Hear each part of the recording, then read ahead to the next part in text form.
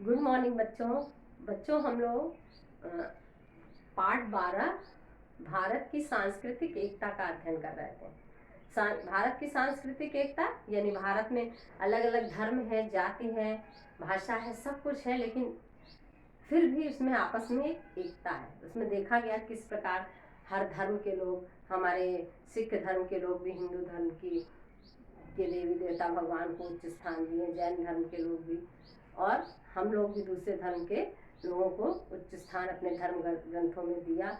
और किस प्रकार जैन धर्म में भी दुर्गा की स्तुति की गई, ये सारी चीज़ों को बताया गया कि धर्म अलग होते हुए भी गुरु गोविंद साहब ने किस प्रकार कबीर के वचनों को उनके गुरुद्वारे में बोले जाते हैं। ये सारी चीज़ों को हम लोगों ने देखा। बच्चों पाठ में आगे देखिए। मुसलमान और ईसाई धर्म एशियाई धर्म होने के कारण भारतीय धर्मों से बहुत कुछ समानता रखते हैं। भारतीय धर्म से एशियाई धर्म होने के कारण मुसलमान और ईसाई समानता रखते हैं। यूरोप से भी पहले ईसाई धर्म को दक्षिण भारत में स्थान मिला। कुछ लोगों का तो कहना है कि स्वयं ईसा ने भारत में ही शिक्षा पाई थी। दूसरों के प्रति वैसा ही व्यवहार करो जैसा तुम दूसरों से अपने प्रति चाहते हो।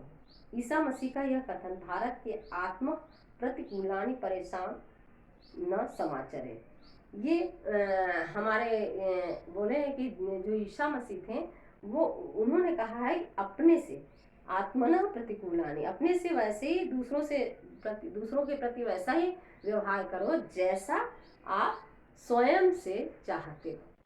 जैसे अगर हम दूसरों से वैसा व्यवहार करेंगे तो अगला भी मेरे से अच्छा ही व्यवहार करेगा।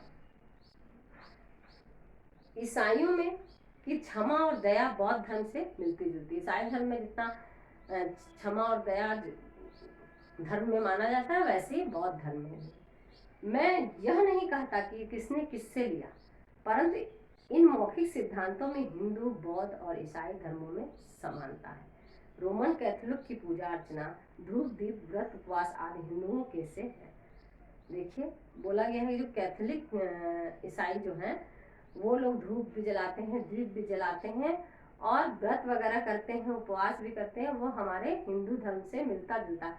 कौन किससे लिया ये मैं नहीं बताऊंगा, लेकिन बहुत कुछ चीज़ें धर्म की आपस में मिलती जुलती हैं। मुसलमानों और ईसाइयों ने यहाँ की संस्कृति को प्रभावित किया और वे भी यहाँ की संस्कृति से प्रभावित हुए। भारतीय मतलब वहाँ उनके आने से हम लोग कुछ सीखे और वो लोग हमसे कुछ सीखे। भारतीय सूफी कवियों ने वेदांत की भावभूमि को अपनाया है और उनके ग्रंथों में हिंदू परंपराओं, कथाओं, विचारों, देवी देवताओं और प्रतीकों को समावेश हुए हैं। तानसेन और राज पर हिंदू मुसलमान समान रूप से गर्व करते हैं। जायसी, रहीम, रसखान, रसलीन आदि अनेक मुसलमान कवियों ने अपनी वाणी से हिंदी की रसमयता बढ़ाई है। रसखान के सवे तो सचमुच रस की खान है। इन्होंने बताया कि भारतीय सूफी कवियों ने वेदांत की भावभूमि को अपनाया है। उनके ग्रंथों में हिंदू परंपराओं, कथाओं का चित्रण हुआ है और हमारे जो तानसेन और ताज पर हिंदू मुसलमान समान रूप से विराजमान है। जायसी, रहीम, रसखान ये सब जो है ये हमारे जो है मुसलमान कवि जो हैं अपनी वाणी से क्या किया है, हिंदी की रसमयता को बढ़ाया है। ऐसा नहीं है कि हम हिंदू हैं या हिंदी में वो रचना नहीं की है। रसखान है, कबीर हैं, जायसी हैं, ये सभी लोग। प्राचीन काल से भारतीय धर्म और साहित्य ने राष्ट्रीय एकता का पाठ पढ़ाया। प्राचीन काल से हम लोगों को राष्ट्रीय एकता का पाठ पढ़ाया जा रहा है कि मिलजुल कर हम लोगों को आपस में प्रेम से रहना चाहिए। सभी काव्य ग्रंथ चाहे वे उत्तर के हों चाहे दक्षिण के, रामायण और महाभारत को अपना प्रेरणा स्रोत बनाते रहे हैं। कालिदास के रघुवंश और भवभूति के उत्तर रामचरित में उत्तर और दक्षिण के प्राकृतिक दृश्यों का बड़ी रसमयता के साथ वर्णन किया है। देखिए कालिदास का रघुवंश जो नाटक है उसमें और भवभूति के जो उत्तर रामचरित में उत्तर और दक्षिण के प्राकृतिक दृश्यों का वर्णन किया है कि किस प्रकार उत्तर भारत और दक्षिण भारत के जो प्राकृतिक दृश्य हैं उसका वर्णन किया है। हिंदू तीर्थाटन में धार्मिक भावना के साथ राष्ट्रीय भावना भी निहित है। हिंदू जो तीर्थाटन जो पर्यटन स्थल है उसमें राष्ट्रीय धार्मिक भावना के साथ साथ राष्ट्रीय भावना भी निहित। शिव भक्त ठेठ उत्तर की गंगोत्री से जाह्नवी जल लाकर, यानी नदी का जल लाकर गंगा दक्षिणी सीमा के रामेश्वरम महादेव का अभिषेक करते हैं। वहां से जो जल लाकर बताए हैं कि किस प्रकार जो है जल लाकर, गंगा का जल लाकर के अभिषेक करते हैं। कहाँ? शिव भक्त ठेठ उत्तर की गंगोत्री से गंगा जल लाकर दक्षिण सीमा के रामेश्वरम में लाकर उनका शिव का जलाभिषेक करते हैं। उत्तर में बद्री केदार, दक्षिण में रामेश्वरम, पूर्व में जगन्नाथ और पश्चिम में द्वारकापुरी के तीर्थाटन में भारत की चारों दिशाओं की पूजा हो जाती है। ये चारों दिशाओं में हमारे जो धार्मिक स्थल हैं, इन चारों दिशाओं में दर्शन करके चारों दिशाओं की पूजा हो जाती है।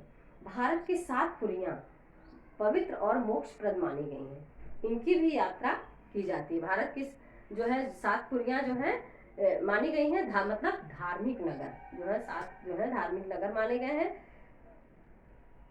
इनकी भी यात्रा की जाती है और प्रातः स्मरण भी किया जाता है। इनके नाम है अयोध्या, मथुरा, ठीक है, हरिद्वार, काशी, उज्जैन, द्वारावती, द्वारका पूरा नाम है, ठीक है। तो यहाँ पर जो है भारत के जो तीर्थ स्थल है मोक्ष प्रदान करने, लोग कहते हैं ना यहाँ पे जाओ तो यहाँ पर मोक्ष प्राप्त होगा, तो लोग इनकी यात्रा करते हैं और इनका प्रातः स्मरण करते हैं। इनका नाम है अयोध्या, मथुरा, काशी, द्वारिका, ये सारे जगह लोग जा करके अपना मोक्ष प्राप्ति के लिए जाते हैं। अयोध्या, मथुरा, माया, काशी, कांची, अवंतिका, पुरी, द्वारकावती, चैव सप्तैता मोक्षदायिनी, मतलब ये सभी जगह का लोग भ्रमण कर लेते हैं, दर्शन कर लेते हैं तो उनको मोक्ष प्राप्त होता है। स्वामी शंकराचार्य ने भारत की चारों दिशाओं में अपने मठ स्थापित किए। उत्तर में ज्योतिर्मठ, दक्षिण में श्रृंगेरी मठ, पूर्व में गोवर्धन मठ और पश्चिम में शारदा मठ। शंकराचार्य के जो मठ है हमारे देश की चारों दिशाओं में है। ये भगवान शंकराचार्य के दिग्विजय के कीर्ति स्तंभ ही नहीं वरन भारत की एकता के भी परिचायक है।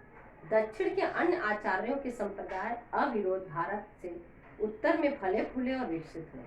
बंगाल के चैतन्य महाप्रभु के संप्रदाय ने भी मथुरा, वृंदावन में अपनी शिष्य परंपरा स्थापित की।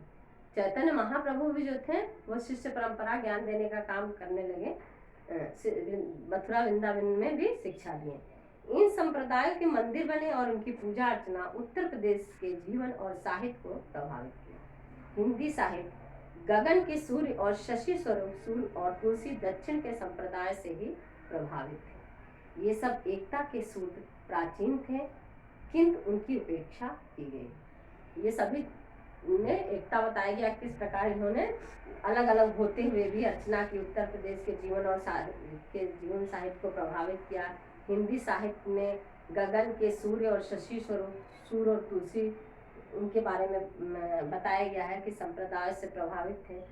दक्षिण के जो संप्रदाय थे उनसे प्रभावित थे।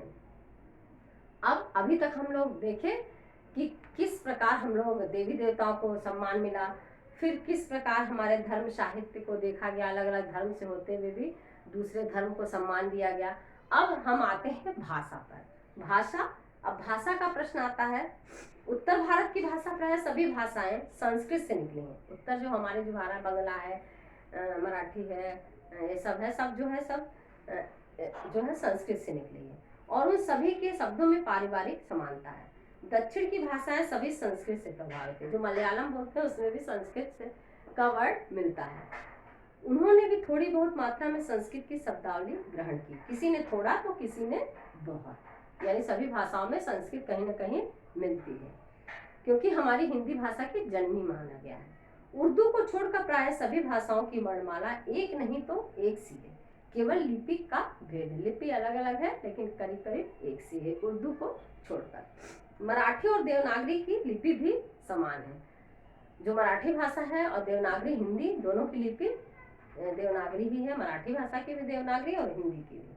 संस्कृत की परनिष्ठ लिपि होने के कारण देवनागरी प्रायः सभी प्रांतों में पहचानी जाती है। परनिष्ठ होने के कारण मतलब शुद्ध होने के कारण। संस्कृत की शुद्ध लिपि होने के कारण देवनागरी प्रायः सभी प्रांतों में पहचानी जाती है। उर्दू का लिपि भेद होते हुए भी हिंदी के साथ भाषा में साम्य है। भाषा की जमीन और व्याकरण प्रायः एक से हैं। बेल बूटे फारसी अरबी के हैं, मतलब जहाँ उत्पत्ति एक सी है लेकिन डिजाइन लिखने का, बेल बूटा मतलब लिखने का तरीका उसका अलग अलग है। प्रेम अश्क सुदर्शन कृष्णचंद्र ने हिंदी में भी लिखा है और उर्दू में भी। भारत की प्राय सभी भाषाओं का साहित्य भगवान राम और कृष्ण की पावन गाथाओं से भरा हुआ है। अप्लावित होता है यानी भरा है।